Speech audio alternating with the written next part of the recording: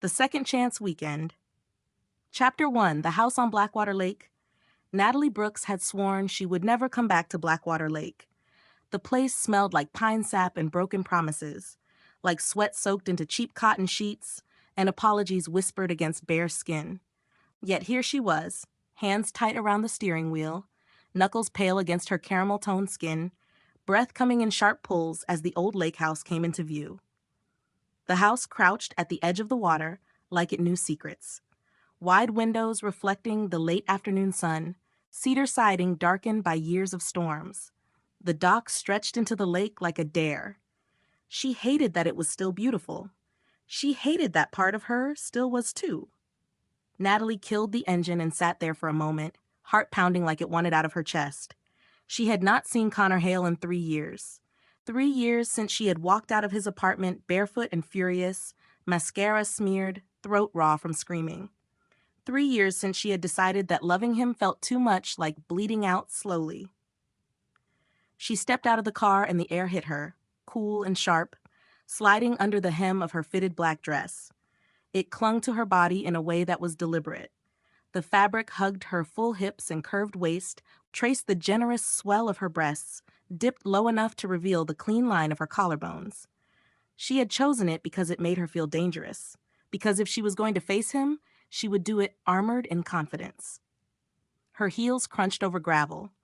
She paused at the base of the porch steps, smoothing a hand down her long, dark hair. It fell in heavy waves down her back, glossy and thick. She had grown it out since he last saw her. She had changed her wardrobe, too.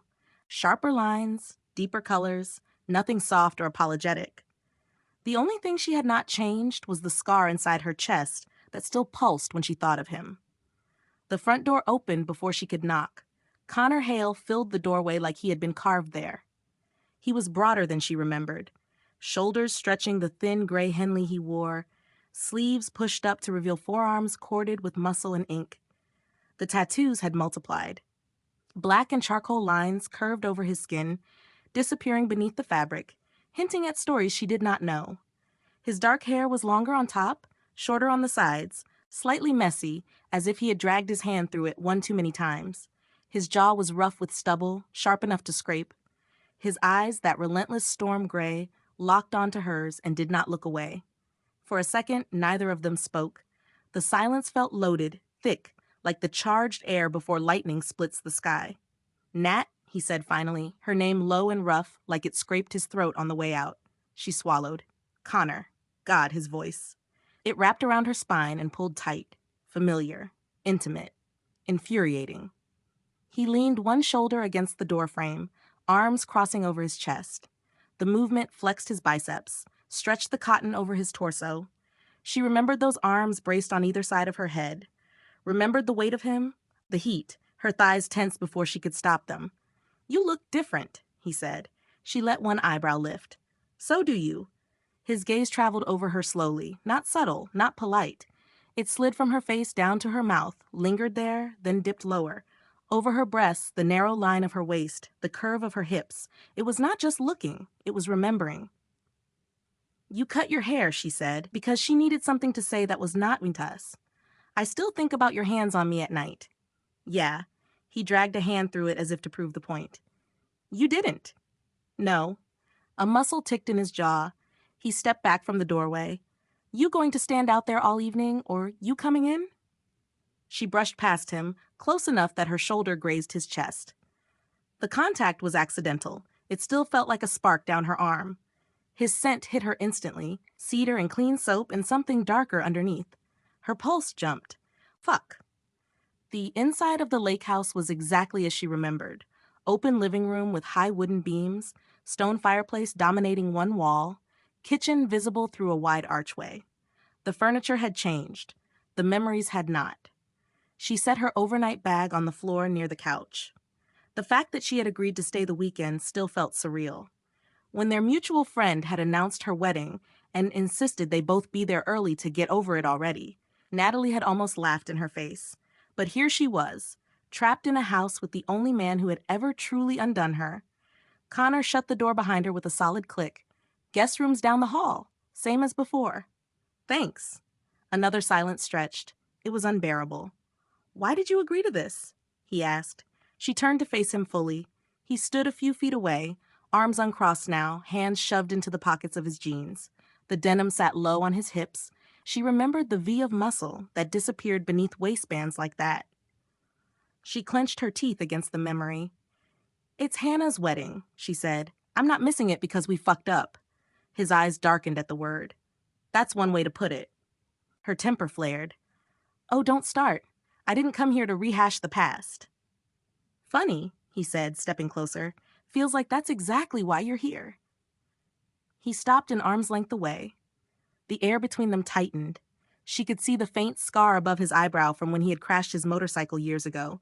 She had sat in a hospital chair all night, fingers laced through his, terrified he would not wake up. The memory cut deep. "I'm here because I'm an adult," she shot back. "I can handle being in the same room as my ex without combusting." He huffed out a breath that almost sounded like a laugh.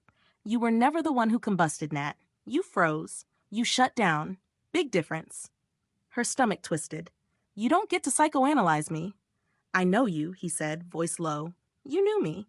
His gaze flicked to her mouth again. "I still do." The heat in his eyes made her skin prickle. She hated how her body reacted, nipples tightening beneath the fabric of her dress, breath growing shallow. She forced her chin up. "You don't know shit about who I am now. Then show me."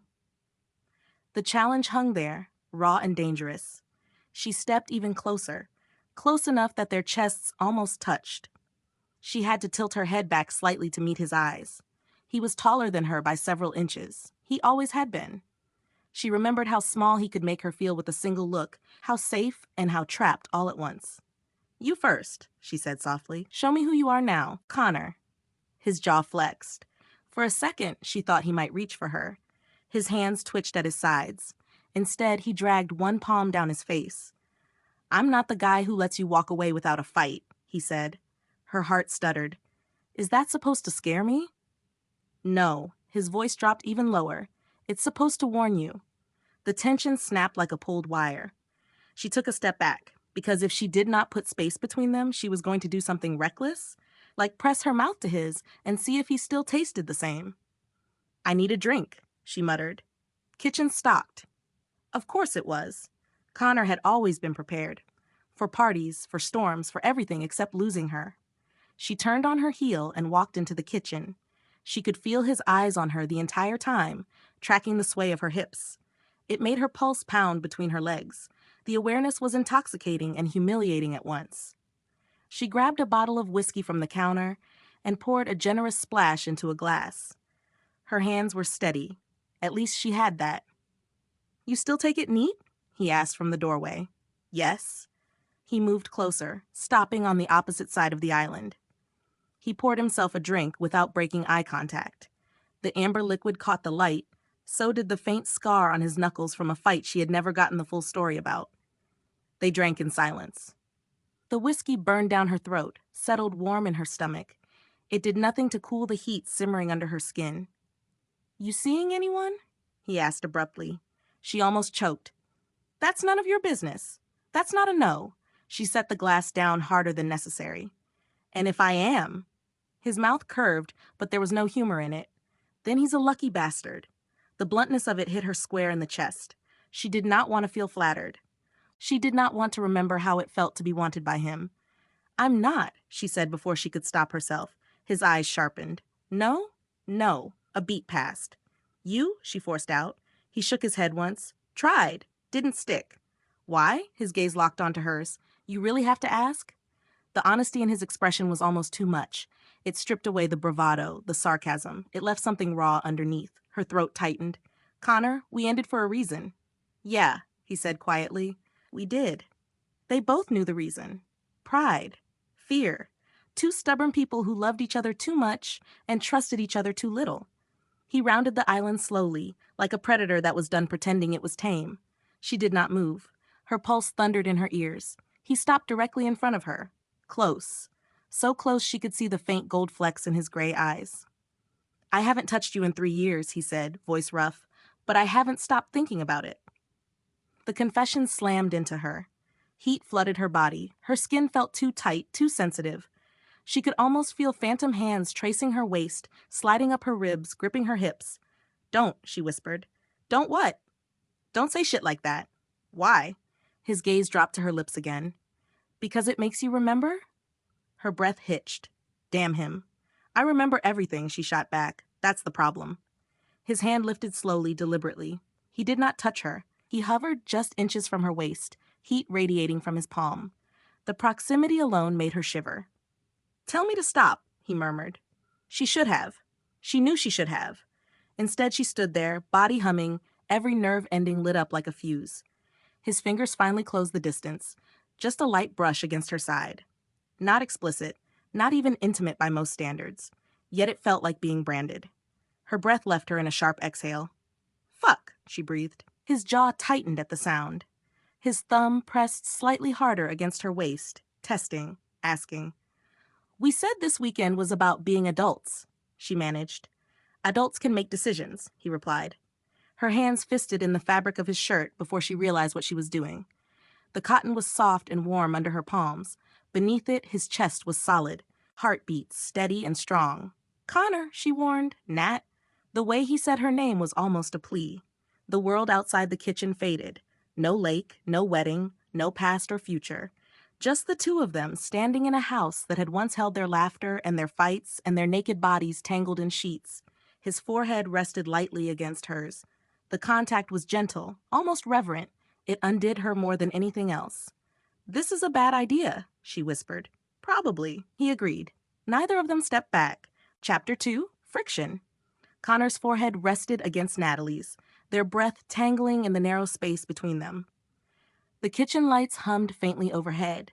The lake outside lay dark and indifferent. Everything inside the house felt like it was vibrating at a frequency just below eruption. "This is a bad idea," she repeated, though her fingers were still knotted in his shirt. "Yeah," he said quietly. "It probably is." His hand remained at her waist, fingers spread wide like he needed the full span of her to steady himself. The heat of his palm seeped through the thin fabric of her dress. It felt possessive, familiar. Her pulse throbbed low and heavy, every beat a reminder that her body had never gotten the memo about walking away. "You're still stubborn as hell," he murmured, "and you're still an asshole." A corner of his mouth lifted. "Takes one to love one." "Don't." Her voice sharpened. He exhaled slowly, the warmth of it brushing her lips. "You're right. Sorry." The apology hit harder than any smart remark could have. She searched his face, looking for the old deflection, the cocky smirk. It was not there, just tension and something dangerously close to vulnerability. She released his shirt and stepped back, forcing air into her lungs. Space. She needed space before she did something that would tangle them up all over again. "We should set some rules," she said, brushing her hair back over her shoulder.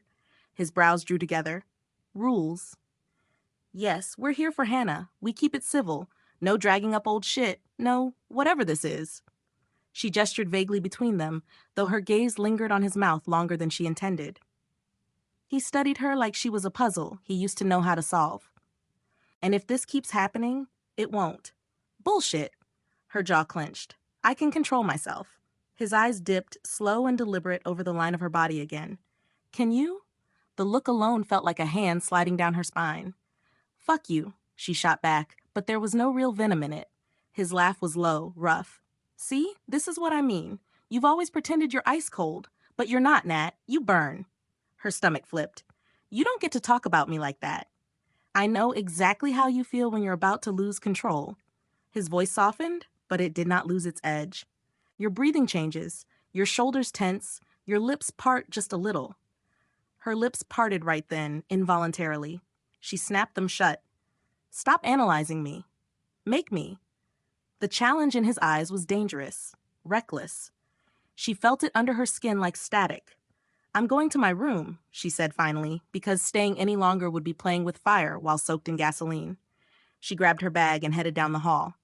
She could hear his footsteps behind her at first, then they stopped. He did not follow.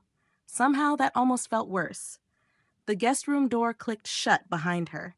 She leaned back against it, pressing her palms flat against the wood. Her heart was hammering like she had just run a mile. "Jesus fucking Christ," she muttered to herself. She pushed off the door and crossed to the bed. The room smelled faintly of clean sheets and pine cleaner. The bedspread was new, dark blue instead of the old faded green.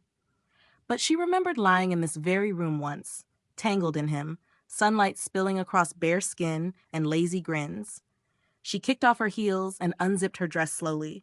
The fabric whispered as it slid down her body, pooling at her feet. She stepped out of it and caught her reflection in the mirror across the room. Black lace bra, matching underwear. Her skin flushed, her dark hair a little wild from his hands brushing too close. She looked undone, and she hated that he had done that with barely a touch. "You are not 17, she told her reflection. "You are not some girl who falls apart because a man looks at you." She stripped down to nothing and pulled on an oversized t-shirt she had packed for sleeping. It barely covered her thighs. She hesitated before adding shorts, then decided against it. Petty? Maybe. But if he saw her like this, she wanted him to know exactly what he was missing. She headed back down the hall barefoot. Connor was in the living room now, sitting on the couch with his elbows braced on his knees, a half-empty glass dangling from one hand. He looked up when she entered. His gaze locked onto her instantly. The oversized shirt did nothing to hide her shape. It skimmed over her breasts, outlined the curve of her hips. Her bare legs caught the warm lamplight, smooth and toned. His throat worked as he swallowed. "Comfortable?" he asked, voice rougher than before. "Very." He leaned back slowly, dragging his eyes over her again without apology. "Jesus, Nat." "What?" "You know what?" She crossed her arms, though the movement only pressed her breasts together more noticeably. His eyes flicked down and stayed there a beat too long. "Your turn," she said. "My turn for what?" "Stop pretending you don't enjoy this." He set the glass down on the coffee table with a quiet thud. "Enjoying it isn't the problem." "Then what is?" He stood. The movement was unhurried, deliberate. He walked toward her until they were only a few feet apart. "The problem," he said, "is that I don't just enjoy looking at you." Her breath caught again. "Connor, I've spent 3 years trying to forget what it feels like to have you under me, wrapped around me, looking at me like I'm the only fucking thing in the world." His voice was low but intense, every word deliberate. "You think that just disappears?" The words hit like a physical shove. Heat flooded her chest, her belly lower. "You don't get to throw that at me," she said, though her voice was not as steady as she wanted. "I'm not throwing it. I'm telling you the truth." "And what?" she demanded. "You think I haven't tried to forget you?" His eyes sharpened. "Have you?" She stepped closer without thinking. "I have tried to scrub you out of my head so many times I lost count. I've dated other men. I've let them touch me, and every fucking time I compared them to you. It pissed me off." His chest rose sharply. "Nat, you think this is easy for me?" She pressed. "Standing here pretending I don't still feel it?" The air between them felt electric. He closed the last inch of distance, hands coming up to cup her face. The gesture was firm, but not forceful. His palms were warm, slightly rough. He tilted her head up so she had no choice but to meet his eyes. "You feel it," he said, almost a whisper. "Yes." The word slipped out before she could stop it. His jaw tightened, like he was holding himself back with brute force. "Fuck?" Her hands found his waist, gripping the fabric of his shirt again. She could feel the hard lines of his stomach beneath it, the steady strength. Her body reacted instinctively, pressing closer. "Tell me this doesn't mean anything," he challenged softly. She could not. The lie would choke her. Instead, she said, "It means too much." For a moment they just stood there, breathing each other in. The world felt small, contained, dangerous. His thumb brushed along her cheekbone, down to her jaw. It was almost gentle, almost reverent. "You're still beautiful," he said. "Don't start with that." "I'm not flattering you. I'm stating a fact." Her stomach tightened at the sincerity in his tone. "And you're still infuriating," she shot back, though it lacked bite. "Good. Why is that good?" "Because if you didn't still care, you wouldn't be this pissed." She wanted to argue. She could not. He leaned down slowly, giving her every chance to pull away. She did not. His mouth hovered a breath away from hers. The tension was unbearable, stretched thin as wire. "If we do this," he murmured, "we don't pretend it's nothing." Her fingers dug into his sides. "And if we don't?" He exhaled against her lips. "Then I'm going to spend this entire weekend wanting you and not touching you, and that's going to be hell." A shaky laugh escaped her. "You're so dramatic." You love that about me. Her lips curved before she could stop them. Maybe. That was all the permission he needed. His mouth finally closed the distance. The kiss was not gentle. It was not cautious. It was years of restraint snapping in half. His lips pressed hard against hers, demanding. She responded instantly, hands sliding up his chest to his shoulders, fingers tangling in his hair. He tasted like whiskey and heat and something achingly familiar. The kiss deepened, not explicit but consuming. Mouths moving with desperate recognition. It was muscle memory and raw need colliding. He backed her up a step, then another, until her spine hit the wall. His body pressed into hers, solid and warm. She felt every inch of him through the thin cotton of her shirt and his jeans. Her skin felt hypersensitive, every brush of fabric amplified. "Fuck, I missed this," he muttered against her mouth. She dragged her nails lightly over his scalp, earning a low, almost feral sound from his throat. "You're not the only one." His hands slid down her sides, over her hips, gripping firmly, not explicit, but possessive, like he was reacquainting himself with the shape of her. "Still fit perfectly," he murmured. "Don't get cocky." Too late. She laughed softly into his mouth before kissing him again, harder. The wall at her back was cool. His body in front of her was blazing hot. The contrast made her dizzy. Somewhere in the back of her mind, a voice warned her this was a line. That crossing it would complicate everything. She ignored it, because right now, with his hands on her and his mouth claiming hers like he had every right, the only thing that felt real was the friction between them. And it was fucking impossible to deny. Chapter 3. No Safe Distance. Natalie barely registered how she got from the living room wall to the couch. 1 second, her back was pressed flat against cool drywall. Connor's body braced against hers, mouths crashing together like they were trying to make up for every second of silence over the past 3 years. The next, his hands were at her waist, lifting, and she let out a sharp gasp as her bare legs wrapped around his hips on instinct.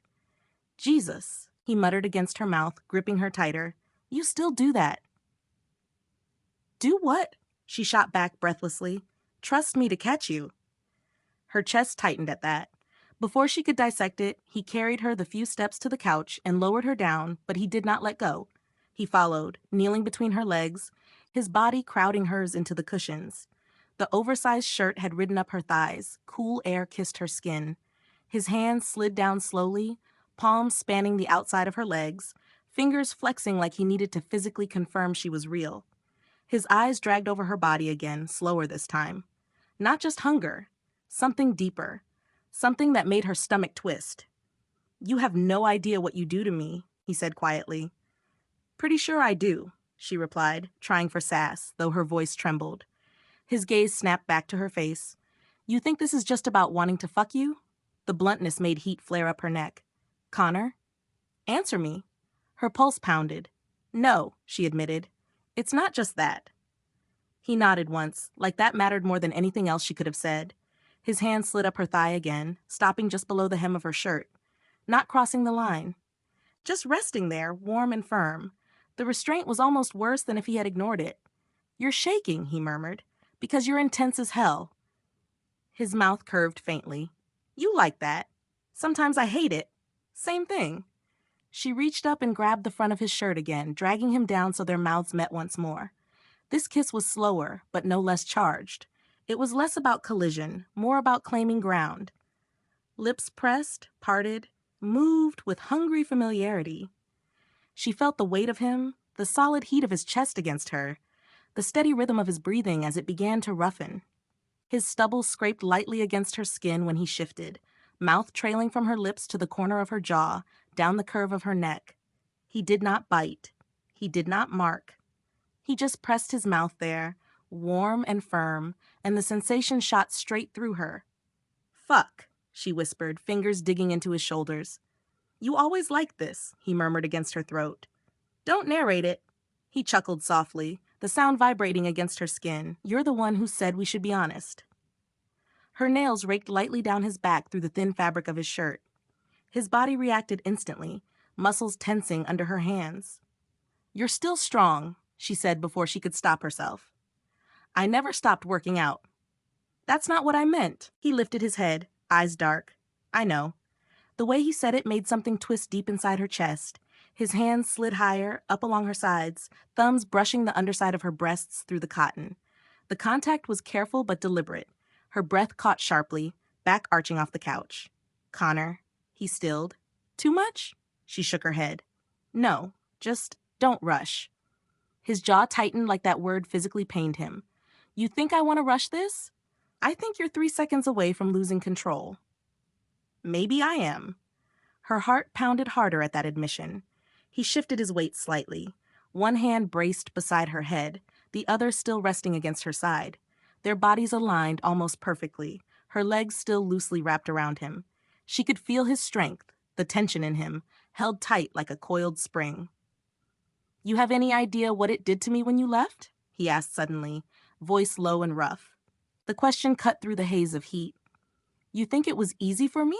she shot back, though it came out softer than she intended. "You walked out without looking back." "That's not true." "It felt like it." She stared up at him, chest rising fast. "You wouldn't fight for me." "I was trying to respect you. By letting me go?" His eyes flashed. "You said you were done." "I said I was tired of feeling like I was the only one risking anything." His body stilled completely. The heat between them shifted, edged with something sharper. "You think I wasn't risking anything?" he demanded. "I think you hide behind control," she shot back. "You always have. You don't say what you feel until it's too late." His nostrils flared slightly. "And you shut down instead of telling me you're scared." The truth of it hit like a slap. She hated that he knew her well enough to land those blows. Silence stretched, heavy but not empty. His hand moved from her side to her jaw, thumb brushing lightly along her lower lip. The gesture was almost tender. "I was scared," he said quietly, "of how much you mattered." Her throat tightened. "That's not an excuse." "No." He shook his head. "It's not." The tension between them shifted again. Less combative, more raw. "You want honesty?" he continued. "I thought if I let you walk away and you didn't come back, then maybe I'd survive it. But if I begged and you still left?" He swallowed hard. "I don't think I would have handled that." The confession hung in the air, heavy and real. Her fingers loosened on his shoulders. "You idiot," she whispered, though there was no heat in it. "Yeah, probably." She searched his face, really searched it this time. The sharp lines she knew so well, the stubble along his jaw, the faint scar above his brow. He looked older, harder, but right now he also looked exposed. "You should have fought for me," she said softly. "I know." The simplicity of it broke something open inside her. She pulled him down again, but this kiss was different, slower, deeper, less frantic and more deliberate. It felt like rediscovering something fragile and dangerous. His hands tightened at her waist, not possessive now, but grounding. Her legs slid down slightly from his hips, feet bracing against the couch as she shifted under him. He broke the kiss first this time, resting his forehead against hers again. "This is messy as hell," he muttered. "Yeah." "You still want rules?" She let out a shaky laugh. "We blew past rules the second you touched me." "Then what do you want?" The question was quiet, but it felt massive.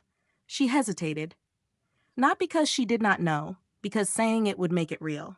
"I want you to stop pretending you don't care," she said finally. His eyes softened. "I never stopped caring." "Then show me." He inhaled slowly, like steadying himself. Then his hands slid down her sides again, slower this time, more intentional. He leaned back, just enough to look at her fully. "You're still the most beautiful woman I've ever seen," he said. "Not because of this." His fingers traced lightly along her hip. "But because you feel everything so fucking deeply and still show up anyway." Her chest tightened painfully. "That's not fair," she whispered. "Why?" "Because you're making it hard to hate you." "I don't want you to hate me." His thumb brushed a stray strand of hair from her face. The gentleness of it almost undid her completely. Outside, the wind picked up, rattling faintly against the windows. The world beyond the house felt distant, irrelevant. She slid one hand down his chest slowly, feeling the hard lines beneath his shirt, the steady strength. He sucked in a breath at the contact. "You're still solid," she murmured. "Still yours," he said before he could stop himself. They both froze. His eyes widened slightly, like he had not meant to say it out loud. Her heart slammed hard against her ribs. "Connor," she breathed. He did not take it back. "I don't know how to do halfway with you," he admitted. I don't know how to just hook up and pretend it's nothing. If we keep going tonight, it's not just sex. It never was. The honesty in his voice stripped away the last bit of bravado between them. She swallowed hard. I don't want halfway either. That was the moment the ground shifted. His expression changed. Not more aggressive, not more hungry, just certain. He stood slowly, pulling her up with him. Her legs felt slightly unsteady as she rose, the oversized shirt falling back into place over her thighs. He did not touch her immediately this time. He just looked at her, eyes dark and intent. Then no more running, he said. She held his gaze. No more pretending. The tension between them was still thick, still charged, but it felt different now. Less about friction, more about choice. He reached for her again, slower, hands settling at her hips. She stepped into him willingly, palms flattening against his chest.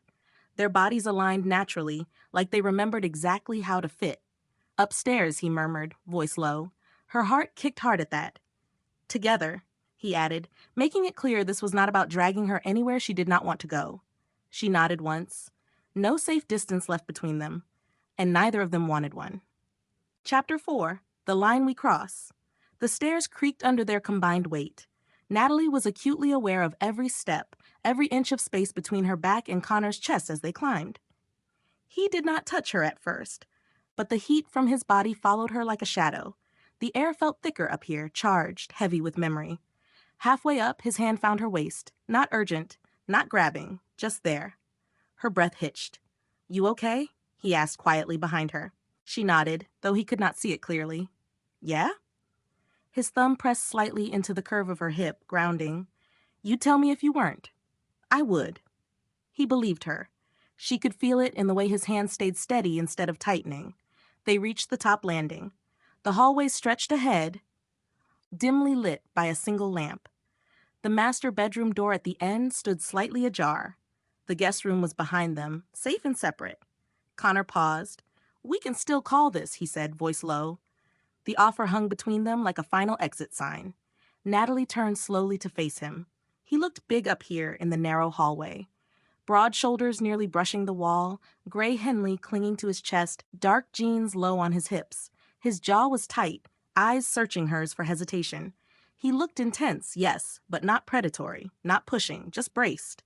You want to call it? She asked. His gaze dropped to her mouth, then back to her eyes. No. Then stop giving me outs.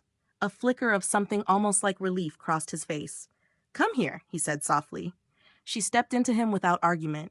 His hands slid up her sides slowly, deliberately, palms mapping the familiar terrain of her body through thin cotton. The oversized shirt shifted under his touch, rising slightly over her thighs. Still feel like you, he murmured.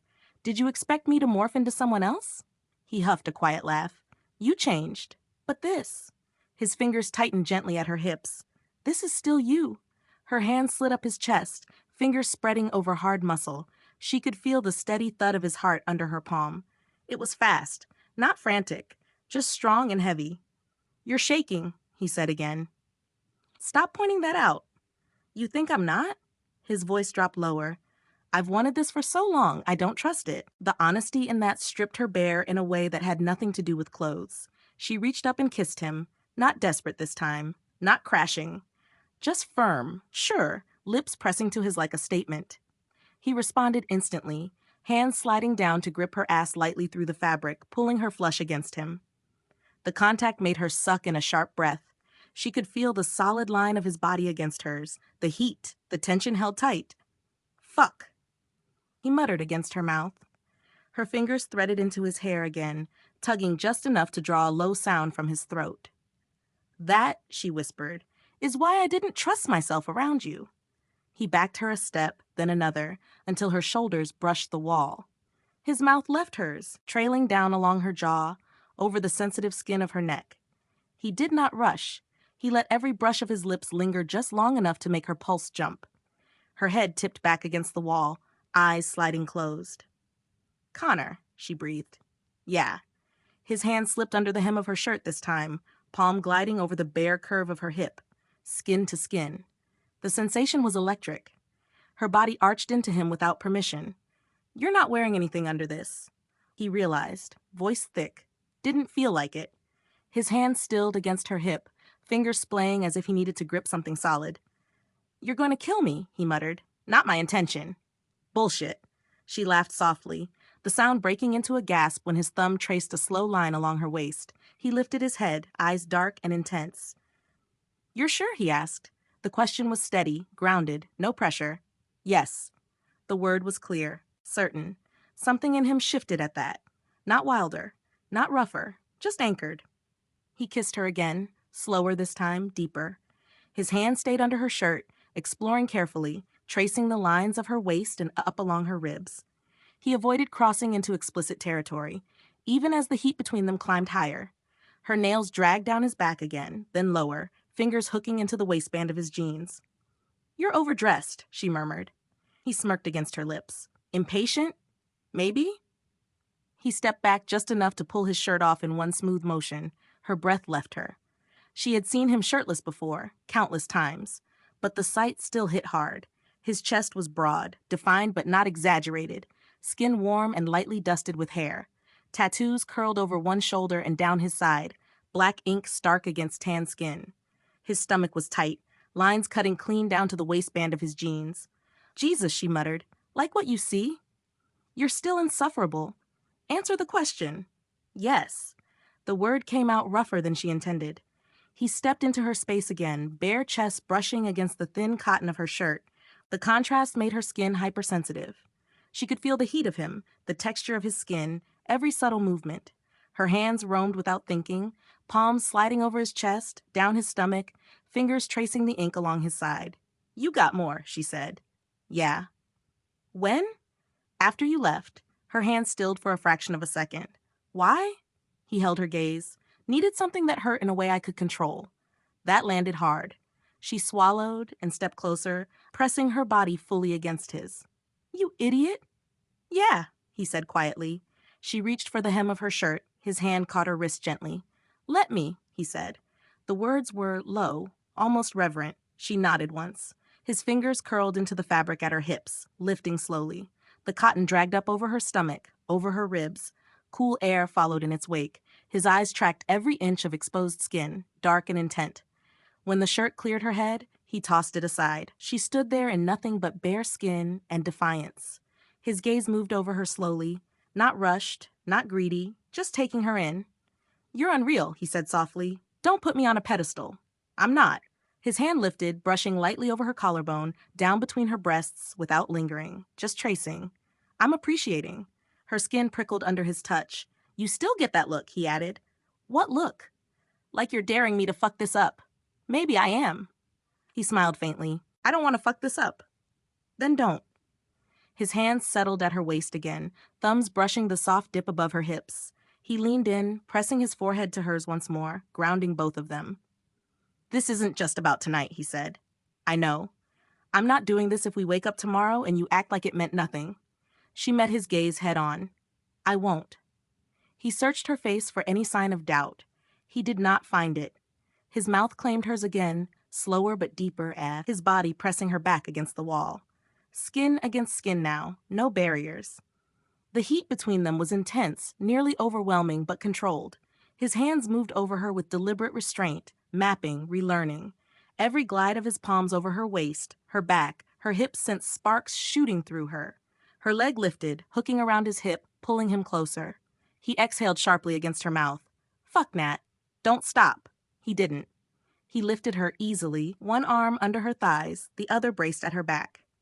She wrapped around him instinctively, arms around his neck, legs secure at his waist. The bedroom door nudged open behind them with a soft click as he carried her inside. The room was dim, moonlight spilling across the bed, sheets dark, rumpled slightly from earlier use.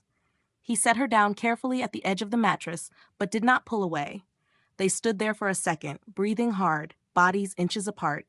"This is it," he said quietly. "No safe distance," she replied.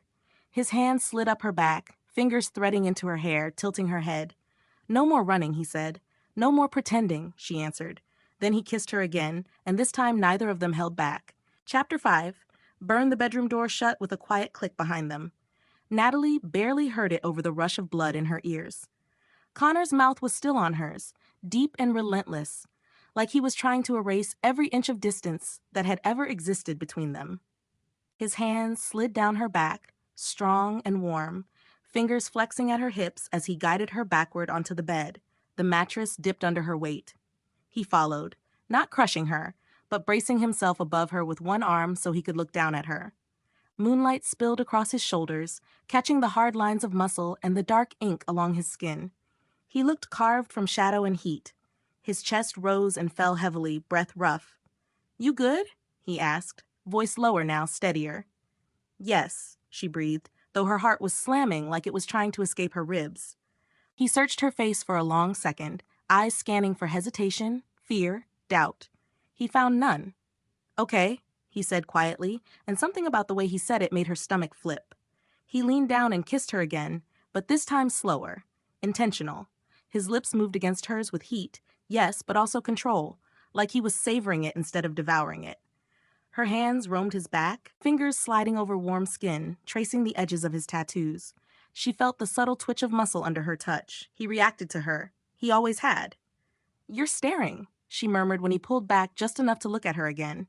"Yeah," he said without apology. "I am." "At what?" "You. Like this." She lay stretched out beneath him, bare skin against dark sheets, hair fanned out around her shoulders. She felt exposed under that gaze, not just physically. "You don't get to look at me like you own me," she said softly. His jaw tightened slightly. "I don't." "Good. But I'm not going to pretend I don't want you." The bluntness of it sent heat rolling through her. He shifted, settling between her legs, not pressing down fully, just aligning their bodies. She felt the solid heat of him, the restrained tension. His hand slid up her thigh slowly, deliberately, fingers dragging lightly over sensitive skin. She inhaled sharply. "Fuck," she muttered under her breath. He caught it. His mouth curved faintly. "You always do that." "Do what?" "Try to act in control until you're not." She rolled her eyes, though her body was betraying her by arching subtly into his touch. His fingers traced higher along her thigh, then back down again, slow and almost torturous. He was not rushing, not grabbing, just exploring. "You're shaking again," he murmured. "You're taking your sweet time." "That's the point." His mouth left hers and traveled down her neck again, slower than before. He kissed the hollow at the base of her throat, then along her collarbone, not marking, just pressing heat into her skin. Her hands slid into his hair again, gripping, guiding. "You're stronger than you were," she said between breaths. "Yeah?" "Feels different." "Better or worse?" "Better," she admitted. He hummed softly against her skin, clearly pleased. His hand slid up her waist, palm flattening over her stomach, then higher, tracing the curve beneath her breast without fully cupping it. The restraint made her squirm. "Connor," she warned, half breathless. "What?" "You're killing me." "Good." She shoved lightly at his shoulder. "You're an ass." He laughed low, the sound vibrating against her chest. "You like that too." "Sometimes I want to punch you." He lifted his head, eyes dark and amused. "You've tried. Maybe I didn't try hard enough." "Don't threaten me with a good time." She groaned. "You're impossible." "Yet here you are." He lowered his mouth again, this time trailing kisses down the center of her chest, slow and deliberate. Her breath grew ragged. The heat building inside her was steady now, not explosive, but consuming. Her fingers dug into his shoulders when his stubble scraped lightly across sensitive skin. "Still like that?" he murmured. "Yes." He looked up at her from where he hovered over her body. The expression on his face was not just hunger. It was awe, desire tangled with something more complicated. "You're unreal," he said again. "Stop saying that." "Why?" "Because I'm not some fantasy." He pushed himself up slightly, bringing his face level with hers. "You were never a fantasy," he said firmly. "You were real. That's why it scared me." The words settled heavy between them. Her hand slid down his back slowly. "You're still scared? Of losing you again?" He held her gaze. "Yeah." The honesty made her chest tighten painfully. She pulled him down into another kiss, harder this time, less careful. Their mouths moved with urgency now, teeth grazing, breath mixing. His hands tightened at her hips, pulling her closer. She wrapped one leg more firmly around him, heels digging lightly into his lower back. The friction was intoxicating, heat against heat, skin against skin. He shifted his weight, rolling slightly so she ended up straddling him instead. The change in position made her gasp softly. He lay back against the pillows, hands sliding up her thighs to her hips, holding her there. She looked down at him. His chest was flushed, breath uneven, eyes locked on her with intense focus. The moonlight cut sharp shadows along his jaw, his collarbones, the defined lines of his torso. "You're staring now," he said quietly. "Yeah," she admitted. "At what?" "You. Like this." He smirked faintly. "Fair." She placed her hands on his chest, palms flattening over warm skin. Slowly, she leaned down, pressing her mouth to his. This kiss was different. She controlled the pace, the pressure. She bit lightly at his lower lip and felt his hands tighten on her hips in response. "You like being in control?" he asked, voice rough. "Sometimes." "Then show me." She sat up slightly, letting her hands roam down his chest, over the firm lines of his stomach. He inhaled sharply as her fingers traced the edge of his waistband. "You're playing a dangerous game," he warned. "So are you." Her nails dragged lightly up his abdomen again, slow and teasing. He let out a low curse under his breath. "Nat?" "What? Don't test me." "Why?"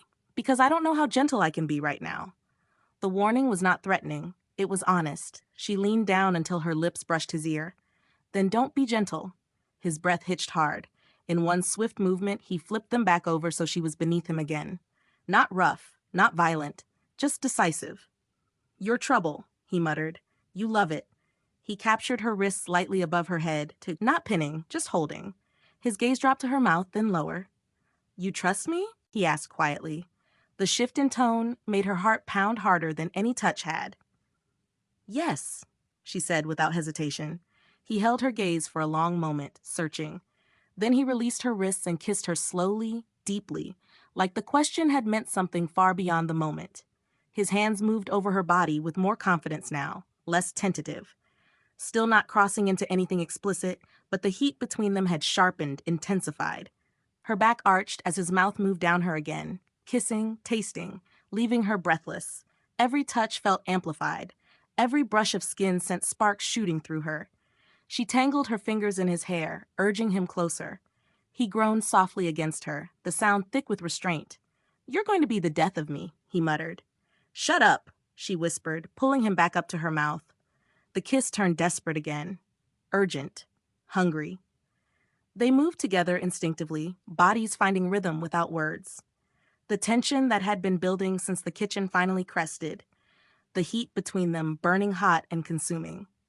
Her nails dug into his back as she gasped his name, and he buried his face against her neck, breath ragged. For a few long seconds, there was nothing but the sound of their breathing and the pounding of their hearts. When the intensity finally ebbed slightly, he stayed above her, forearms braced on either side of her head. Their foreheads touched again. "Still want to run?" he asked quietly. She shook her head. "No," she said, "I'm right here." And for the first time in 3 years, she meant it. Chapter 6, Morning Aftershocks. Natalie woke to gray light and the steady sound of wind brushing the lake. For a few seconds, she lay still, staring at the ceiling, trying to place herself. The sheets were warm, heavy, tangled around her legs. Her skin felt oversensitive, as if every nerve had been tuned too high. Her throat was dry. Her body ached in that deep, satisfying way that made her want to smile and curse at the same time. Then she shifted and felt Connor beside her. He was on his back, one arm thrown above his head, the other resting across his stomach. Bare skin, warmth, the slow rise and fall of his chest. His hair was tousled, darker at the roots, and his face looked softer in sleep, like the sharp edges had been sanded down by exhaustion. The stubble along his jaw caught the light. She remembered how it had scraped her skin in the best way, how it had left her breathing hard and swearing into his mouth. Fuck. She lay there watching him, memorizing the way he looked when he wasn't trying so hard to be in control. The tattoos along his shoulder and ribs were partially hidden by the sheet, black ink peeking out like secrets. Her mind tried to jump ahead, to panic, to do what it always did, which was grab the worst possible outcome and hold on to it until her hands cramped. What did last night mean? What happens now? What if he thinks it fixes everything? What if it fixes nothing? She swallowed and shifted again, careful. The movement pulled the sheet down slightly, cool air brushing her bare shoulder. Connor's eyes opened instantly. He blinked once, then focused on her. The look in his eyes made her stomach flip. Not just lust, not just satisfaction. Something steadier, something that felt like it could ruin her if she let it. "Hey," he said, voice low, rough with sleep. "Hey." He rolled onto his side, propping himself on one elbow. The sheet slid down his chest, exposing more skin, more ink. He looked at her like he was taking attendance, like he needed to make sure she was still here. "You okay?" he asked. Natalie huffed softly. "I'm alive." His mouth twitched. "That's not what I meant." "I know." He reached out and brushed his knuckles down her cheek, gentle as hell. The tenderness landed harder than anything else. "You didn't bolt," he murmured. Her chest tightened. "It's morning. Give me time." His gaze sharpened, but he didn't bite back. He just nodded once, like he deserved the jab. "Fair," he said. She shifted onto her side too, facing him. Their bodies were close enough that she could feel his heat without even touching him. The air between them smelled like skin and warm sheets, and something familiar that made her heart ache. Connor's eyes dipped to her mouth. "Can I kiss you?" The question startled her. Not because she didn't want it, but because he asked. Connor Hale used to take what he wanted like he was born entitled to it, and she had let him because she wanted it too. Last night he had been intense and hungry, but he had also checked in, paused, waited. Now he was asking like the answer mattered more than the act. "Yeah," she said quietly. "You can." He leaned in slowly and kissed her like he had all the time in the world.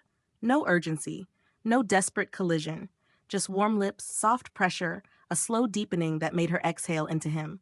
She kissed him back, fingers sliding into his hair, and he made a low sound that went straight through her. He pulled back just slightly, forehead resting against hers. "Fuck." Natalie let out a shaky laugh. "That's your morning greeting?" "It's my everything greeting when it's you." "Don't," she whispered. He stilled. "Don't what?" "Don't say shit like that," she said, but her voice had no bite, just fear. He stared at her for a long moment. "Nat, I'm not going to pretend. I can't. Not anymore." Her throat tightened. "We said no pretending." "Exactly." She inhaled slowly, forcing her lungs to work. The temptation to run was there, clawing at her ribs, but she was so tired of being ruled by fear, tired of the way her own instincts sabotaged her. "You're still terrifying," she muttered. Connor's mouth curved faintly. "Good. You're still stubborn. Also good." He kissed her again, shorter this time, then pulled the sheet up over her shoulder with a careful hand, like he noticed she'd gotten cold. "You hungry?" he asked. Natalie's stomach growled on cue, betraying her. Connor smirked. "Yeah, thought so." She rolled her eyes. "Don't get cocky. You saying that while you're naked in my bed is kind of hilarious. I'm naked because you're persuasive, not because you're right." He laughed quietly, then grew serious again. "Stay." The single word hit like a fist. "Connor," she warned. "Not forever," he said quickly, like he could hear the alarm bells in her head. "Just this morning, breakfast, coffee, normal shit." Normal, as if the last 12 hours hadn't ripped open every scar they'd ever had. Natalie stared at him. She wanted to say no. Her mouth formed the start of it. Then she remembered his face when he woke up and realized she was still here. The way his eyes had looked like they were trying not to hope too hard.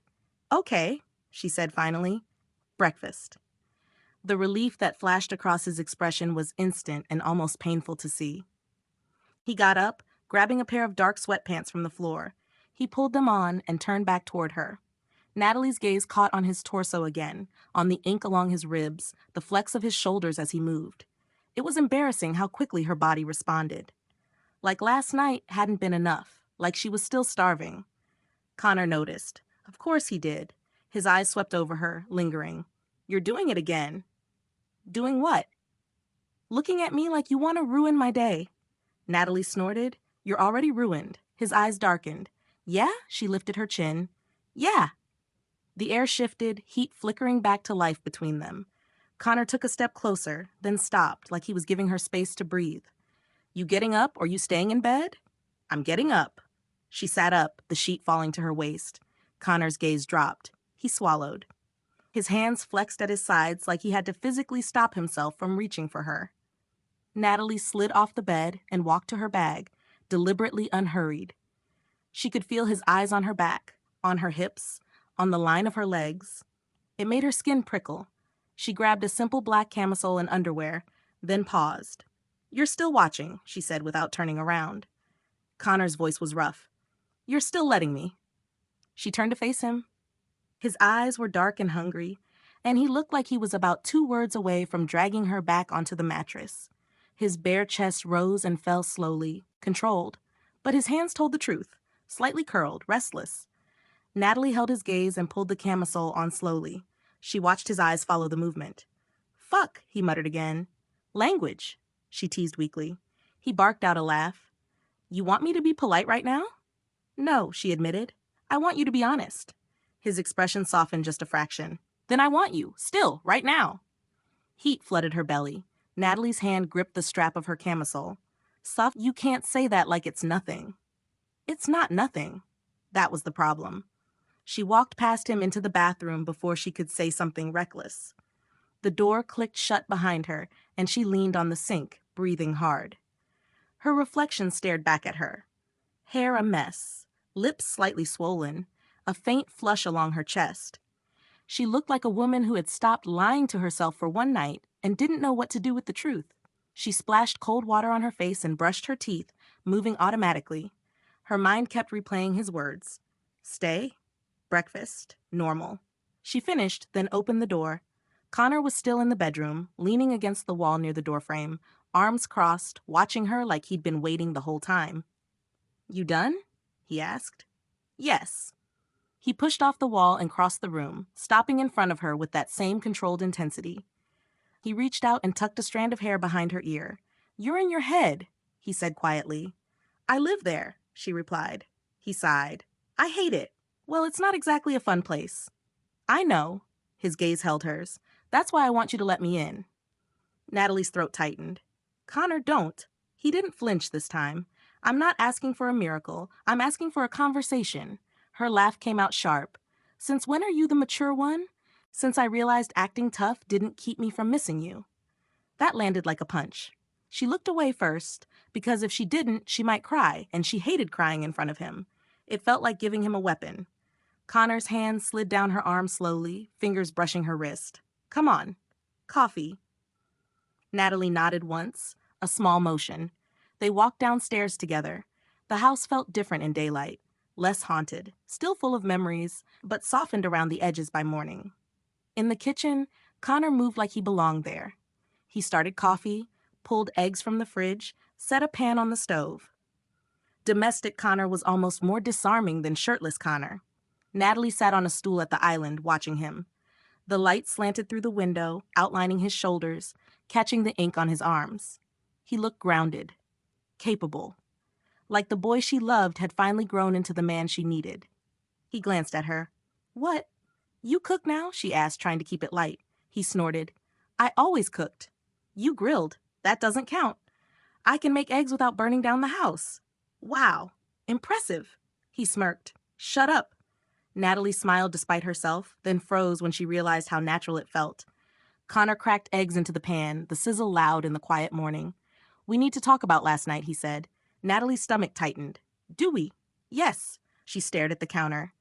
"I don't want to ruin it." "I'm not trying to ruin it." His voice softened. "I'm trying to not lose you again." Her fingers curled around the edge of the stool. Connor slid a mug of coffee across the counter toward her. Black, no sugar. He remembered. Of course he did.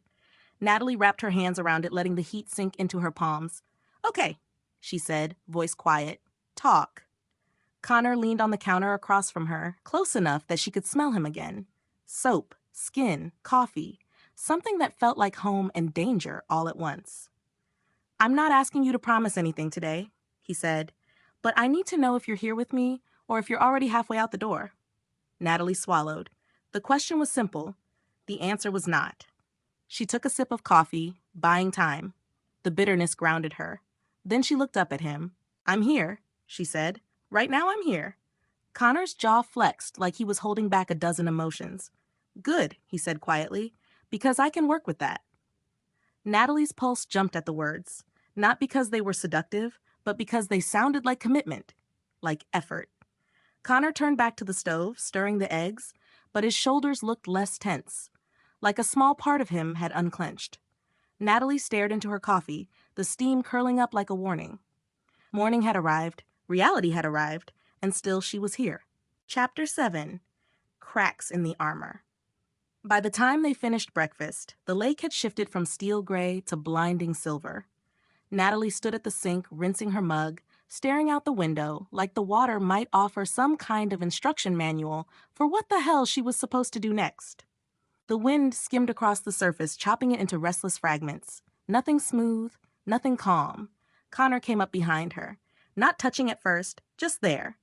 She felt him before she heard him, the heat of his body at her back, the quiet drag of his breath, the way the air shifted around them.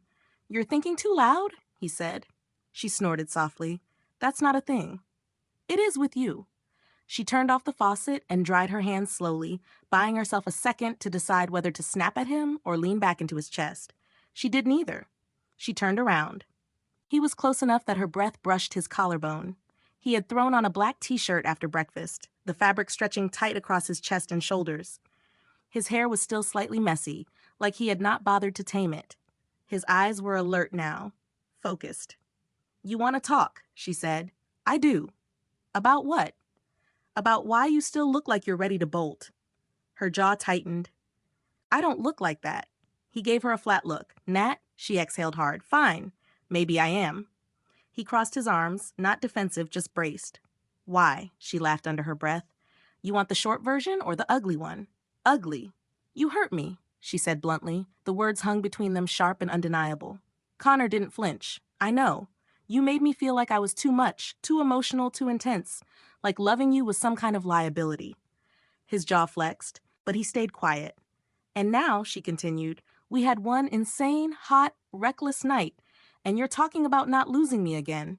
Like we didn't crash and burn the first time." His eyes darkened, not with anger, but with something heavier. "I never thought you were too much," he said slowly. "I thought I wasn't enough." She blinked. "That's not the same thing," he added. "It felt the same." He stepped closer, hands settling on her hips. Not gripping, just steady. "When you asked me to move in," he said, voice low, I panicked. "Yeah, I noticed. I thought if I said yes, I'd fuck it up. I'd disappoint you. I'd prove you wrong for believing in me." Natalie stared at him, heart pounding. So instead, she said, "You made sure that happened anyway." His mouth twisted. "Yeah, I did." Silence stretched, not explosive, just raw. "You don't get to rewrite that," she said quietly. "You don't get to pretend it was some noble sacrifice." "I'm not," he shot back. "I'm telling you I was scared and handled it like an idiot." She studied his face. No sarcasm, no deflection, just truth. "And now?" she asked. "Now I'm more scared of losing you than I am of fucking up." The words hit hard. Not romantic, not polished, just blunt and real. She looked away first. Connor's hands tightened slightly on her hips. "Look at me." She didn't want to. He didn't force her. He just waited. After a few seconds, she lifted her gaze. "I'm not asking you to trust me blindly," he said. "I'm asking you to give me the chance to prove I won't run." Her throat felt tight. "You say that like it's simple. It's not simple. It's work." "You don't like work." He barked a quiet laugh. "I don't like emotional work. Physical? Sure. Give me a fight. Give me a problem I can punch. This?" He gestured between them. "This is harder." She believed him. "That doesn't make it less terrifying," she said. "Good," he replied. Her brows knit. "Good? Means it matters." She stared at him for a long second, then shook her head. "You're infuriating." Still. His thumb brushed lightly over the side of her hip through her shorts. Even that small contact sent a flicker of heat through her. "You're doing it again," she said softly. "Doing what?" "Touching me like you're trying to anchor me." "I am." The blunt honesty nearly knocked her off balance. She stepped closer without thinking, chest brushing his.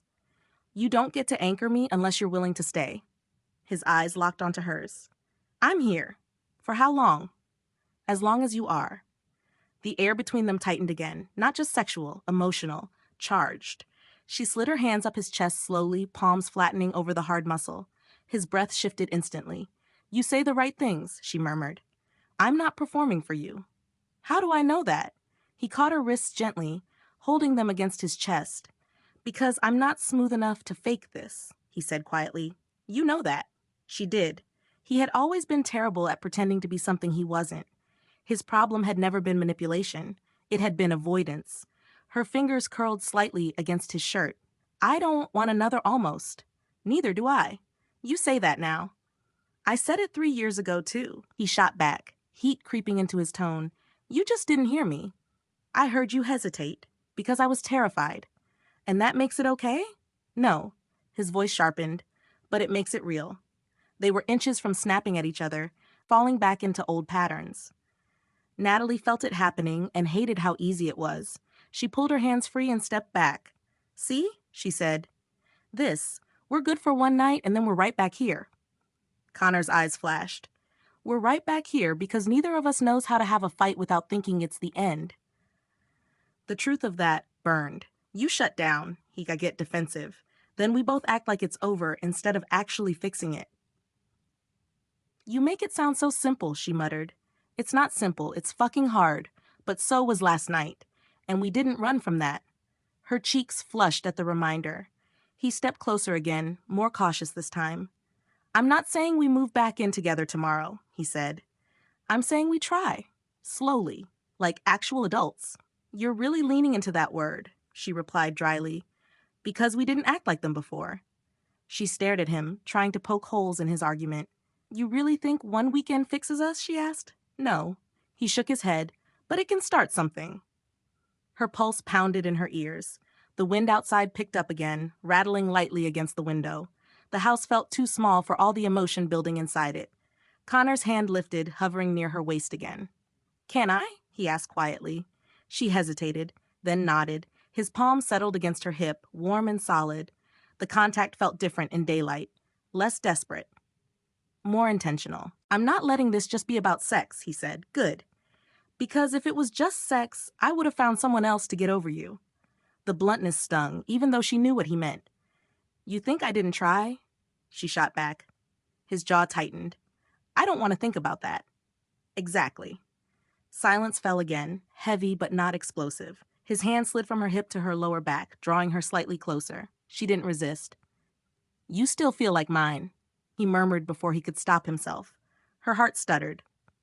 I'm not property, she said softly. I know. His voice was immediate, firm. That's not what I meant. Then what did you mean? He swallowed. I meant it feels like you fit here. His hand pressed lightly against her lower back as he said it. Her breath caught. That's dangerous, she whispered. Yeah. You're not scared of that? I'm terrified. She let out a shaky laugh. You're insane. Probably. He leaned down, brushing his lips softly against hers. Not hungry, not consuming, just there. She kissed him back, slower than before. It wasn't fire this time. It was heat that lingered. When they pulled apart, she rested her forehead briefly against his chest. Okay, she said quietly. Okay, what? We try. Connor went still. Slow, she added quickly. No grand declarations, no moving trucks. He huffed a quiet laugh against her hair. Deal. And if you pull away again, she said, lifting her head to meet his eyes, I'm done. His expression sobered instantly. I won't, he said. You can't promise that. I can promise I won't run without fighting. She held his gaze, searching. There was fear there, but there was resolve too. She nodded once. Fine, she said. His hand slid up her back slowly, fingers threading into her hair. He kissed her again, deeper this time, and the heat flickered back to life under her skin. It wasn't reckless anymore. It was chosen. And that scared her almost as much as losing him had. Chapter 8. Heat Under the Surface. They made it until late afternoon before the tension shifted again. It was subtle at first. Connor was outside on the dock, shirt discarded somewhere near the steps, sun cutting sharp lines across his shoulders. Natalie stood on the porch with her arms crossed, pretending she wasn't watching the way his muscles moved when he dragged a towel over his hair after a swim. The lake glittered around him, deceptively calm. He looked up and caught her staring. Enjoying the view? He called. She didn't bother denying it. You're blocking my lake. He barked out a laugh. Sure I am. He climbed the dock steps slowly, water trailing down his chest and stomach. The swim trunks clung low on his hips, darkened by the lake. Droplets tracked along the ink on his ribs and down the hard line of his abdomen. Natalie's mouth went dry. 3 years hadn't dulled the effect he had on her body. If anything, it had sharpened it, made it more dangerous. He stopped at the base of the porch steps, close enough that she could smell the lake on him, clean and mineral and wild. You're staring again, he said. Shut up. He smirked faintly and climbed the steps. Up close, the water on his skin caught the sunlight, highlighting every line, every plane. His chest rose and fell slowly, controlled. His eyes were darker than the lake behind him. "You gonna join me next time?" he asked. "In that?" She nodded at his trunks. "Yeah, in this." He gestured vaguely at himself. She rolled her eyes, but heat flared under her skin. "Don't tempt me." His gaze dropped to her mouth. "I am." The air between them thickened instantly. Natalie stepped back into the house before she did something reckless, but Connor followed, unhurried, like he knew she wasn't actually running. The door shut behind them with a soft click. The house felt warmer now, sunlight flooding through the windows. The quiet stretched. "You keep looking at me like you want to start something," he said. She turned slowly to face him. "And what if I do?" His jaw tightened slightly. "Then start it," he replied. That challenge sparked something in her chest. She walked toward him deliberately, hips swaying without exaggeration, but without apology either. He didn't move, just watched. She stopped inches away. "You're dripping on the floor," she said softly. "Not what I'm focused on." Her fingers lifted, brushing lightly over his chest, tracing a line through the water. The contact made his breath hitch. "You're warm," she murmured. "Yeah." Her palm flattened against his chest. His heart was pounding. "So are you," she added. He caught her wrist gently before she could pull away, turning her hand and pressing his lips to the inside of it. The kiss was slow, deliberate, and it shot heat straight through her. "Fuck," she whispered, his eyes flicked up to hers. "You keep reacting like that," he said, voice rough, "and I'm going to forget we're trying to take it slow." "Maybe I don't want slow." His expression shifted, darker now. "Nat." "What?" She stepped closer, her body brushing his damp skin. The contact made her inhale sharply. "You said no pretending." "I meant emotionally." She let out a soft, humorless laugh. "You think this isn't emotional?" His grip on her wrist tightened just slightly. "It is. That's the problem." She moved her other hand down his stomach slowly, fingertips tracing the hard line of muscle. He sucked in a breath through his teeth. "You're trying to control this," she said. "I'm trying to not lose my fucking mind." "Too late." His eyes flashed. In one swift movement, he closed the distance and backed her against the wall near the kitchen entrance. Not rough, not violent, but decisive. Her back hit the wall with a soft thud. He braced one hand beside her head, the other settling firmly at her waist. "You want to test me?" he asked quietly. "Yes." The word left her without hesitation. His gaze searched hers for doubt. Found none. "Jesus, Nat," he muttered. His mouth crashed down on hers. The kiss was hot and hungry, less careful than before, driven by something that had been simmering all day. His body pressed into hers, damp skin against thin fabric. She felt the full weight of him, solid and real. Her hands slid up his back, nails dragging lightly over wet skin. He groaned into her mouth, the sound low and thick. She breathed. "Yeah." His mouth left hers and moved down her neck, teeth grazing lightly without biting. The scrape made her gasp. Her fingers tightened in his hair. "You're playing with fire," he said against her skin. "So are you." His hand slid under the hem of her tank top, palm flattening against her stomach. The heat of his skin against hers made her arch instinctively.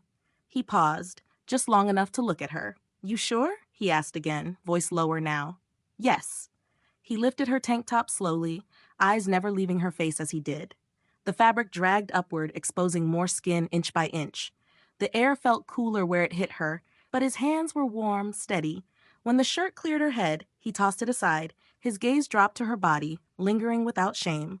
"You're unreal," he said again, almost to himself. "Stop saying that." He didn't respond. Instead, his mouth returned to hers, deeper this time. His hands roamed her sides, her back, mapping her slowly but with growing urgency. She pushed at his trunk slightly, a silent challenge. He huffed a laugh against her mouth. "You're relentless." "You love it." He caught her hips and lifted her slightly, guiding her legs to wrap around him again. She locked around him instinctively, heels digging into his lower back. The contact pulled a sharp sound from his throat. He carried her a few steps to the couch, setting her down but not breaking the kiss. His body followed, settling between her thighs. The heat between them was no longer a flicker. It was a steady burn. His hands moved over her skin with less restraint now, but still deliberate. He kissed down her throat, over her collarbone, pausing just long enough to make her squirm. "You're going to be the death of me," he muttered. "You've said that. I mean it more every time." She laughed breathlessly and tugged him back up to her mouth. Their bodies moved together with a familiarity that bordered on dangerous. They knew each other's rhythms, each other's reactions, where to press, where to slow down, where to hold steady. He shifted, rolling slightly so she ended up on top again, straddling him. His hands slid up her thighs slowly, stopping at her hips. "You like this?" he asked. "Yes?" She leaned down, kissing him deeply, her hair falling around them like a curtain. His hands tightened on her hips, guiding her closer. The friction built steadily, not frantic but consuming. She felt powerful like this, in control. But she also felt exposed because she knew how much she cared. Connor's gaze stayed locked on her face. "Don't disappear on me," he said quietly. "I'm not. Stay with me. I am." Her voice was breathless but steady. He pulled her down into another kiss, slower this time, deeper. His hands moved up her back, fingers threading into her hair. The world outside the house might as well have ceased to exist.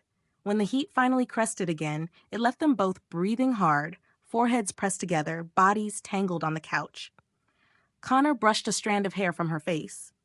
"This isn't just chemistry," he said. "I know." "It never was." She swallowed. They lay there for a long moment, the silence thick but not uncomfortable. The lake wind rattled faintly against the windows again. Natalie rested her head against his chest, listening to his heartbeat. It was steady, strong, not running, and for the first time, she let herself believe maybe she didn't have to either. Chapter 9. When the past walks in, the knock came just after sunset, sharp, sudden, real. Natalie jerked upright on the couch, heart slamming against her ribs. Connor swore under his breath and sat up beside her, muscles instantly tight. "Were you expect anyone?" she asked. "No." The knock came again. Louder. Connor stood, running a hand through his hair, then grabbed his t-shirt from the back of a chair and pulled it over his head in one fluid motion. Natalie tugged her tank top back into place and smoothed her hair, pulse still racing. It shouldn't have felt like being caught. They were adults. Alone in a lake house, no one had any claim over them. And yet, Connor headed toward the door, movements controlled but tense. Natalie followed a few steps behind, arms folding loosely over her stomach. He opened the door. Hannah stood on the porch. Her blonde hair was pulled into a messy bun, cheeks flushed from the cool air. Behind her stood Matt, her fiancé, tall and broad-shouldered, hands stuffed into the pockets of his jacket. "Surprise," Hannah said, eyes darting between Connor and Natalie. Connor blinked once. "You're early." "Yeah, well, I figured I'd check in before tomorrow." Her gaze flicked to Natalie, then back to Connor. Didn't mean to interrupt anything. Natalie felt heat climb up her neck. Connor leaned casually against the doorframe. "You're not interrupting." Hannah arched a brow. "Uh-huh." Matt coughed lightly. "We can come back if this is bad timing." "It's fine," Natalie said quickly, stepping forward. Hannah's eyes scanned her face, sharp and perceptive. "You two look cozy." Connor's jaw tightened slightly. "We're good." "That's new." Silence stretched, awkward but loaded. Hannah stepped inside without waiting for an invitation. "Relax. I'm not here to judge. I just wanted to make sure no one had murdered anyone yet." Matt followed her in, offering a polite nod to Natalie. "Still breathing," Connor muttered. "Shocking," Hannah replied. Natalie crossed her arms loosely. "We're adults. We can share oxygen without combusting." Hannah's lips twitched. "That's not what I heard 3 years ago." Connor shot her a look. "Not helpful." Hannah rolled her eyes. "Please, I'm about to get married. I don't have the emotional bandwidth to babysit you two." Matt stepped closer to Hannah, sliding an arm around her waist. The ease between them was obvious. Comfortable, familiar. Natalie felt a flicker of something sharp in her chest. Hannah noticed. Her expression softened slightly. "Look, I didn't come to start shit. I just wanted to make sure tomorrow won't be awkward as hell." Connor exhaled slowly. "It won't be." "You sure about that?" He glanced at Natalie. She held his gaze for a beat, then nodded. "We're good." Hannah studied them both. "Good," she said finally. "Because I love you both, but I'm not dealing with emotional warfare at my rehearsal dinner." Connor snorted. "Noted." Matt squeezed Hannah's waist lightly. "We should go." Hannah nodded, then paused at the door. "For what it's worth," she said, eyes flicking between them, "I always thought you two were idiots for breaking up." Connor's mouth tightened. Natalie didn't look away. "See you tomorrow," Hannah added, then headed down the porch steps. The door closed. Silence. Connor leaned his forehead briefly against the wood. Well, he muttered, that was fun. Natalie let out a slow breath. You okay? He turned to face her. Yeah, he said. You? She hesitated. Seeing Hannah and Matt together had hit something raw. Not jealousy, not regret, just the reminder that time had passed, that life moved forward whether you were ready or not. I don't want to be the couple everyone roots for out of nostalgia, she said quietly. Connor's expression shifted. What does that mean? It means I don't want this to be about proving people right. He stepped closer, not touching yet. It's not. Then what is it about? His eyes locked onto hers. It's about the fact that I still want you, and not just in this house. The bluntness made her pulse spike. Tomorrow, she said softly, we're going to be surrounded by people who remember us together, who remember how bad it got. And I don't know how to be around that without feeling exposed. Connor stepped into her space fully now. You think I care what they think? He asked. I think you say that, but it still matters. He huffed a breath. What matters is whether you're standing next to me or not. Her throat tightened. You make it sound simple, she whispered. It's not simple, he shot back, but it's clear. His hand lifted, settling at her waist again. The contact felt grounding. I don't give a shit about nostalgia, he continued. I give a shit about whether you're going to pull away the second this gets uncomfortable. The words stung.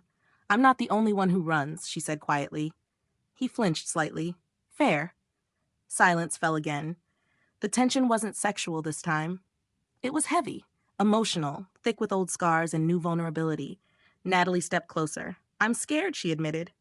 Connor's jaw flexed. Of what? Of wanting this more than you do. His eyes darkened instantly. You think that's possible? He asked. I think I've been there before. He closed the distance between them in one step, hands sliding to her hips firmly. Look at me, he said. She did. I am not halfway in this, he said. I haven't been since the second you walked through that door. Her breath hitched. Then why do I still feel like I'm waiting for you to pull back? She demanded. Because you don't trust me yet. The honesty of it was brutal. And whose fault is that? She shot back. Mine, he said immediately. But I'm still here. Her eyes burned. The house felt too small again. Connor's grip softened slightly. I don't want to fight with you every time we get close to something real. I don't either. Then stop assuming I'm about to disappear. Stop acting like you're invincible, she fired back. His brows knit. What does that mean? It means you hide when you're overwhelmed. You shut down. And I feel it. He stared at her, stunned into silence. That's what I'm afraid of, she said. Not that you don't want me, that you won't know how to handle it. His chest rose and fell heavily. You're right, he said quietly. She blinked. I do shut down, he continued. When I don't know how to fix something, I pull back. Exactly. But I'm trying not to. The words hung there. Trying. Not perfect. Not guaranteed. Trying. She swallowed. I need you to say it when you feel that, she said, not after. His gaze held her steadily. Okay. Don't just say okay. I won't, he replied. If I feel myself pulling back, I'll tell you, even if it's ugly. Her chest tightened at the word ugly. I can handle ugly, she said softly. I just can't handle silence. Something in his expression shifted. He pulled her into him suddenly, arms wrapping around her tightly. Not sexual, not heated, just solid. She stiffened for half a second, then melted into it. His chin rested on top of her head. I'm not silent right now, he murmured into her hair. No. They stood there like that, bodies pressed together, the last light of day fading through the windows. After a long moment, his hand slid down her back slowly, settling at her waist again. The energy shifted, subtle but undeniable. You're thinking again, he said, about tomorrow. Don't. Easy for you to say. He leaned back just enough to look at her. You think I won't be nervous? He asked. She searched his face. You don't look nervous. I don't look a lot of things I feel. That hit. He brushed his thumb lightly along her jaw. I'm nervous as hell, he admitted, because tomorrow makes this real. Her pulse jumped. It's already real, she whispered. Yeah, he said, but tomorrow we step outside this house. The implication settled heavy between them. She slid her hands up his chest again slowly, grounding herself in the feel of him. You still want this? She asked quietly. Yes. No hesitation? None. Her gaze dropped to his mouth. He kissed her then, slow and deliberate, like sealing something fragile. It wasn't frantic. It wasn't reckless. It was steady. His hands moved over her sides, firm but not urgent, reminding her of the heat that had burned through them all weekend. "You're still shaking," he murmured. "Shut up."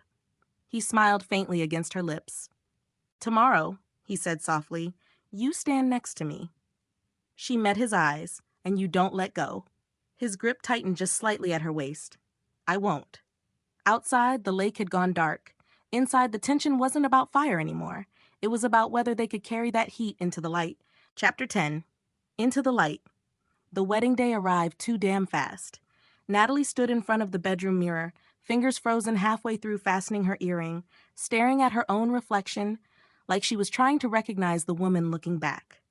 The dress Hannah had insisted on was deep emerald silk, fitted through the waist and hips before falling clean to her ankles. It clung in ways that felt intentional, dangerous. The neckline dipped just enough to show skin without begging for attention. Her hair fell loose over one shoulder in dark waves, makeup soft but sharp enough to armor her nerves. She looked confident. She did not feel confident. Downstairs, voices drifted faintly through the house, laughter, movement, life creeping back into the quiet bubble that had existed between her and Connor all weekend. Reality had arrived. Her stomach twisted. 3 days ago, she had walked into this house, ready to survive proximity. Now she was about to walk into a crowded venue holding hands with the man who still had the power to wreck her. A knock sounded softly behind her. "You decent?" Connor called. She huffed a breath. "Define decent." The door opened anyway. Connor stepped inside and stopped cold. The reaction hit her instantly. He just stared. Black suit, white shirt open at the collar, sleeves rolled slightly like he couldn't quite tolerate full formality. His hair was neatly pushed back for once, jaw freshly trimmed but still rough enough to look dangerous. But it was his expression that got her. Completely undone. "Jesus," he said quietly. Natalie crossed her arms defensively. "What?" "You look." He shook his head once. "Fuck." She laughed nervously. "That bad?" He crossed the room slowly, like approaching something fragile. "That good," he corrected. His gaze moved over her deliberately, lingering without shame. Not possessive, appreciative, almost reverent. "You're going to ruin me today," he muttered. Her pulse jumped. "You're being dramatic." "No," he said softly, stopping in front of her. "I'm being honest." His hand lifted, fingers brushing lightly along her bare arm. The contact sent warmth rushing up her spine. "You nervous?" he asked. "Yes, me too." That surprised her. "You don't look nervous." He gave a small, humorless smile. "I'm about to walk into a room full of people who watched me fuck up the best thing in my life." Her breath caught. "And?" she asked quietly. "And I'm hoping they see I'm trying not to do that again." The vulnerability in his voice landed deep. Natalie stepped closer, smoothing an imaginary wrinkle from his jacket just so she had an excuse to touch him. "You clean up well," she said. He smirked faintly. "You always like me better a little dangerous." "I like you honest." His expression softened. He reached for her hand slowly, giving her time to pull away. She didn't. Their fingers laced together naturally, like muscle memory had never faded. "You ready?" he asked. She looked at their joined hands, then at him. "No," she admitted. His thumb brushed over her knuckles. "Good, means it matters." They walked downstairs together. The lake house buzzed with pre-wedding chaos now. Hannah spotted them instantly from across the living room and froze mid-sentence. Her grin spread slowly. "Well," she announced loudly, "look at that." Matt laughed beside her. "Told you." Natalie rolled her eyes, heat creeping up her neck, but Connor didn't release her hand. If anything, his grip tightened slightly. Hannah walked over, eyes gleaming. "You two look disgustingly good together. Please don't make this weird," Natalie muttered. "Oh, it's already weird," Hannah said cheerfully, but in a good way. Connor chuckled under his breath. The ease surprised Natalie. He wasn't tense, wasn't bracing for judgment. He just stood there beside her, steady and present. They drove to the venue together. Connor's hand rested on her thigh the entire ride. Not sexual, just there, grounding. Every time nerves spiked, his thumb moved slightly, reminding her she wasn't alone. The ceremony took place overlooking the lake on the opposite shore. Rows of chairs filled with friends, family, familiar faces, and memories. Natalie felt them hit one after another as they walked toward their seats. Old friends whispering, curious glances, recognition. Connor squeezed her hand. Still here, he murmured. She nodded. Still here. They sat together, shoulders brushing. When Hannah walked down the aisle, radiant and emotional, Natalie felt her chest ache unexpectedly. Love looked terrifying. Love looked worth it. Halfway through the vows, Connor's fingers slid through hers again. She glanced at him. He wasn't watching the ceremony. He was watching her. What? She mouthed, his lips curved faintly. Nothing, he mouthed back. But his eyes said everything. Afterward came music, laughter, drinks flowing freely. The reception blurred into motion and sound. Natalie found herself laughing more than she expected, relaxing despite herself. Connor stayed close without hovering. Sometimes his hand rested at her back. Sometimes their fingers brushed. Every touch felt intentional, real. Later, when the music shifted slower and couples filled the dance floor, Connor appeared beside her with 2 drinks. "One for courage," he said, handing her a glass. She took it. "I might need several." He smirked. "Dance with me first." She hesitated. Crowds, attention, vulnerability. Connor held out his hand anyway. No pressure, just an offer. Natalie set her drink down and took it. He pulled her gently onto the dance floor, one hand settling at her waist, the other holding hers. The music was slow, steady. Her body fit against his effortlessly. "You okay?" he asked quietly. "Yes." He guided her into motion, simple swaying steps. His palm at her back was warm, firm, familiar. "You're not running," he murmured. "Neither are you." He smiled faintly. Her cheek brushed his shoulder as they moved. The world softened around them. Noise faded. "This weekend," she said quietly, "it feels like a dream." "It's not. What happens when we go back to real life?" His hand tightened slightly at her waist. "Then we figure it out there too." "No guarantees," she said. "No," he agreed. Flat. "But I'm still choosing this." She leaned back enough to meet his eyes. "You keep saying that." "Because I need you to believe it." Her heart pounded. The song ended, but neither of them moved immediately.